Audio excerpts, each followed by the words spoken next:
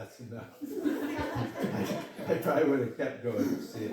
It wasn't until I was an adult, honestly, that it one day out of the blue it registered to me, Larry, you love that movie because those twins in the movie that Haley Mills played successfully reunited. That was the truth of why I liked that movie, even though Haley was cute. But when I was 9 years old, Dad died in a garage accident, and he died on January 1st, 1959.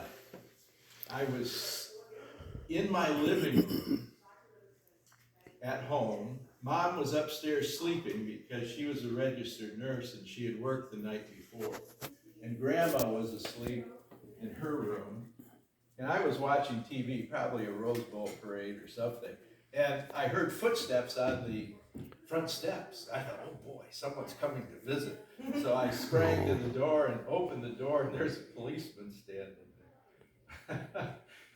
I must have looked like a deer in headlights to him, and he said, is your mom at home? And I said, well, she's sleeping. He said, can you get her, please?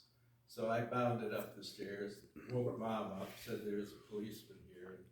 He relayed to her that they had found my father in his garage, and that was the start of a very tumultuous time, because my father was the second son that Grandma and Grandpa Ingram lost.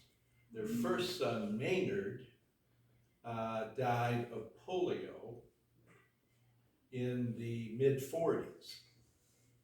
One of the first people to die in Michigan. Now, from what we know, probably Maynard had a vaccine of some sort. But that's another story. So the grandparents were still reeling from that, and he left a widow and 2 children. And then when my dad died, and died so suddenly, he was 39. I remember we came back from the funeral home, and Grandma Ingram came into her living room, and I was sitting on the sofa, and Grandma sat down in a chair opposite me and started weeping and crying. And that escalated to wailing. I had never seen anyone break down so completely as Grandma Ingram did that day. And she was despondent. And 6 months later, she died.